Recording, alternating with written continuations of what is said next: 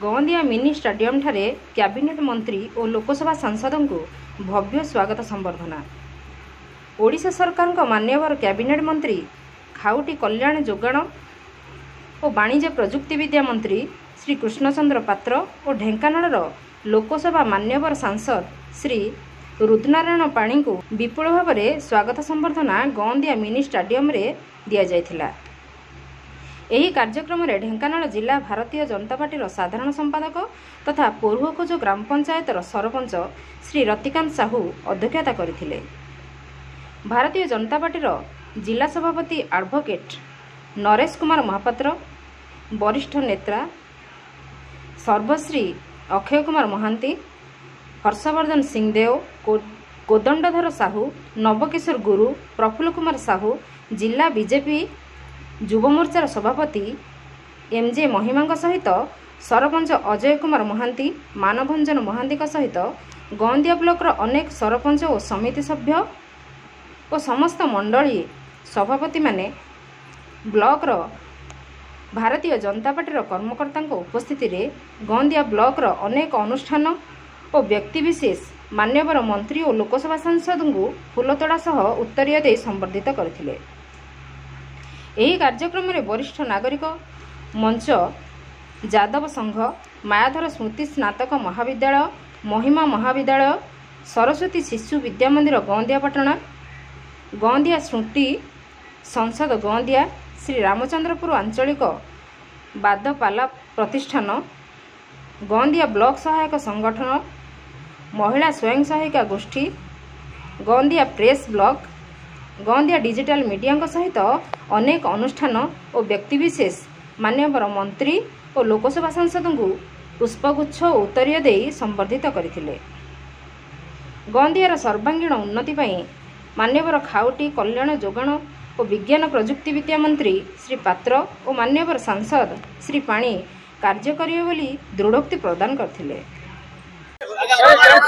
एवं गौंदियारू ढेंकानाल विधानसभा निर्वाचन मंडली निर्वाचित होइथिबा मान्यवर विधायक श्री कृष्णचंद्र पात्र ओडिशा राज्य सरकार रे खाद्य जोगाण, खाउटी कल्याण एवं साइंस एंड टेक्नोलॉजी रो मंत्री भाव मनोनीत होइथिबा हेतु राज्य रे मंत्री पद पाइथिबा हेतु गौंदिया रे बहुत उल्लास देखा देइछि, उत्साह देखा देइछि एवं कृष्ण भाई विधानसभा रे जेतिकी भोट पाइचंती भारतर पार्लियामेंट इलेक्शन रे, लोकसभा इलेक्शन रे मध्य मते प्राय सेही भली भोट मिलिछि।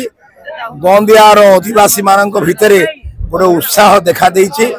आजिर ए संबर्धना सभा रे मंत्री सहित मु योगदान करिथिली एवं साधारण लोकंकर जहाँ आशा विश्वास अच्छी प्रभु चंद्रशेखर माटी, कपिलास माटी रे यार उन्नति दिगरे निश्चित भाव केंद्र मोदी सरकार एवं राज्य बीजेपी सरकार मोहन बाबू को नेतृत्वाधीन सरकार निश्चित भाव लोकंकर आशा आकांक्षा पूरण करिवो।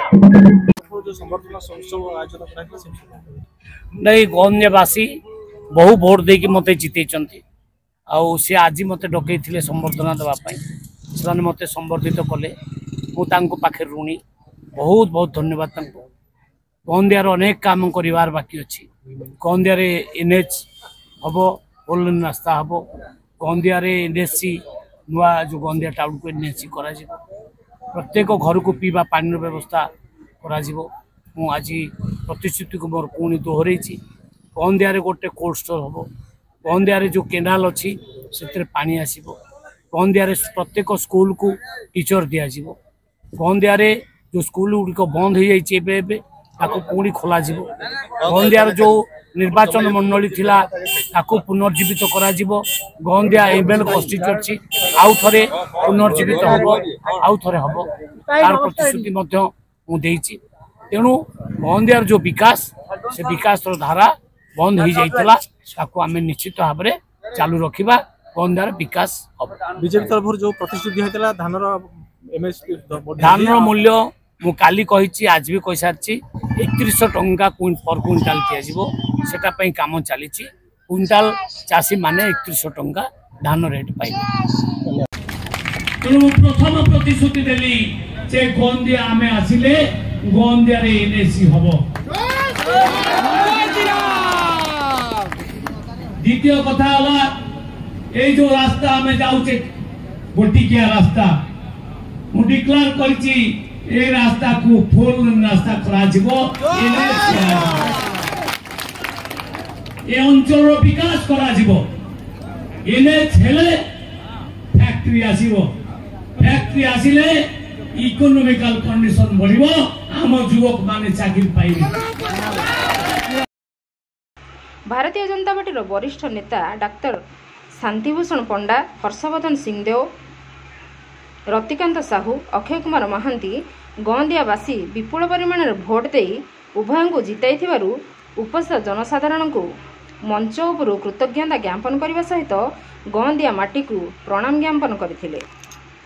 निहाल प्रसाद मंडल सभापति प्रदीप कुमार दास धन्यवाद अर्पण करथिले। मु डाक्टर शांतिभूषण पंडा ढेंकानाल भारतीय जनता पार्टी कर्मकर्ता जणे आज गोंदिया माटी रे ओडिशा सरकार खाद्य परिवार खाउटी कल्याण विज्ञान वैषयिक और कारीगर विद्यार मंत्री श्रीजुक्त कृष्णचंद्र पात्र ए माटीर एमएलए ए माटीर सांसद श्रीजुक्त रुद्रनारायण पाणी को जो उच्छचित संबर्धना दिगला गोंदिया माटी जो प्रतिश्रुति देथिला विपुल संख्यार भोट दे सेमान को जययुक्त कर सहायक हम से गोंदिया माटी को मु भारतीय जनता पार्टी परिवार एवं सांसद एवं विधायक तरफ कृतज्ञता ज्ञापन करुछि। सबुठ बड़ कथा है आज मंत्री गोंदिया माटी रे तांकर मैनिफेस्टो रे जो जो कथा कहते से गोटी गोटी कथा को आपण मान सामने प्रतिश्रुति देइचंती। Dhenkanal Soumyaranjan Mahanty report, Nagaraj news.